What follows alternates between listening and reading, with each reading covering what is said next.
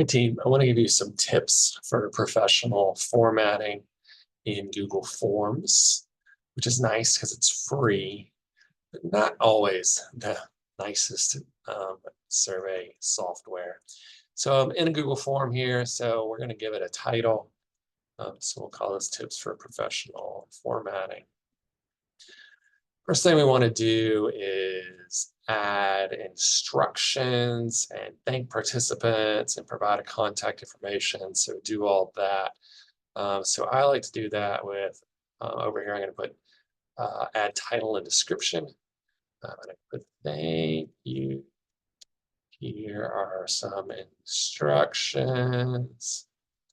Ask me questions at this email. Okay.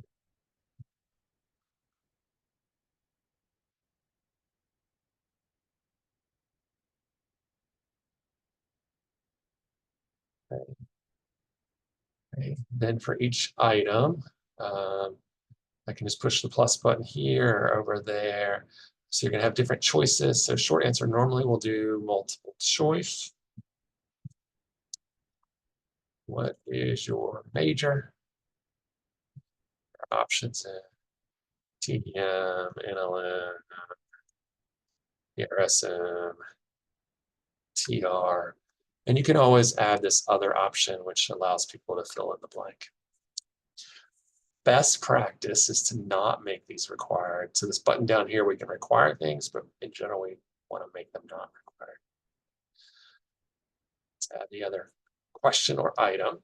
And what I want to show you here is how to do a multi-item scale. So let's say we're using something that has 7 items. Well, let's say 2, because I'm going to make this short for the example.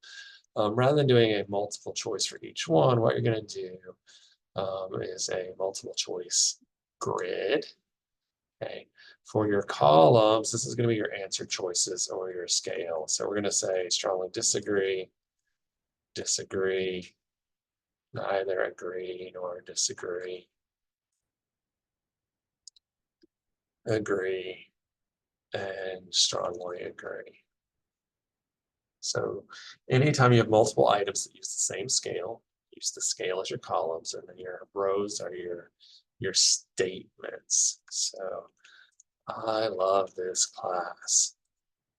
This class is the best thing since sliced bread.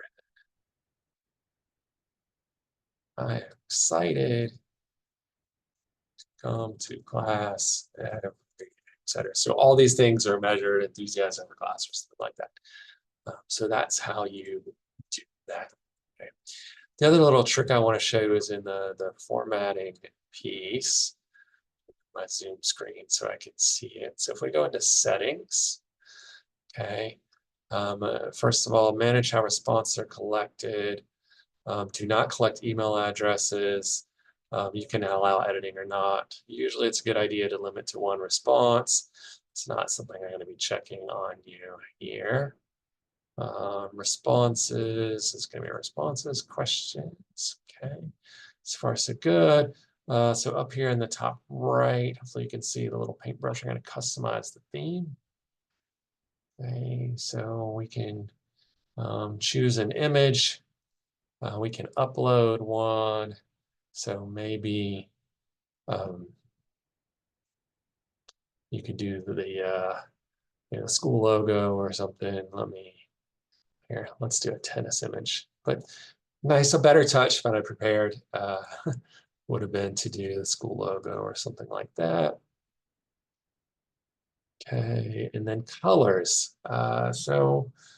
Google limits you a bit, but we can have a little bit of fun with this. So I'm going to add a custom color. And then what I'm going to do, let me screen share a different screen here. Just screen share. I'm going to do a little Google, and I'm going to say ASU maroon color code. And it's going to give me all these options. I forget which one Google uses, so we'll look at uses. It's called hex. So the hex code is pound 80000. That should be easy enough. So I'm going to copy that, come over here, put it in and add background. It doesn't let us do much, so we're going to leave it at that. Does not look very ASU maroon to me, but supposedly it is. Okay. And then we can click this little eyeball to preview it. Does not look ASU maroon to me. Oh, that's because that's not the right color code. That's what I get for listening to AI. Scroll down here. Here's actually the ASU color code.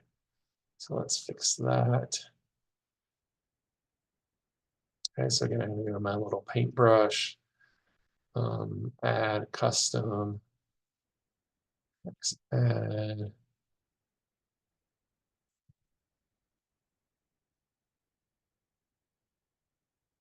That it?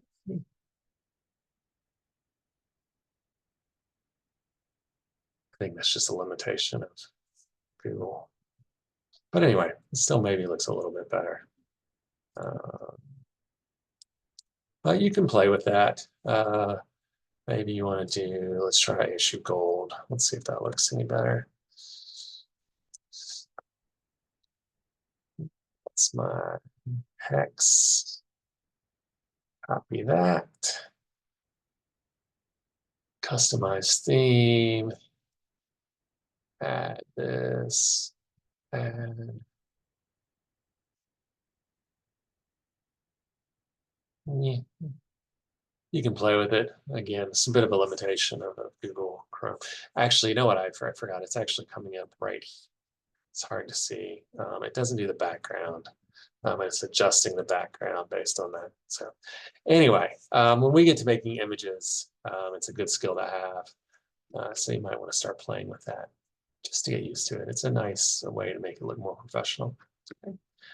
So I think that covers it. A few more tips on the application assignment about validity and such things, but this should give you a good overview of formatting. As always, reach out if you have problems or just questions, and we'll go through it. See you in class.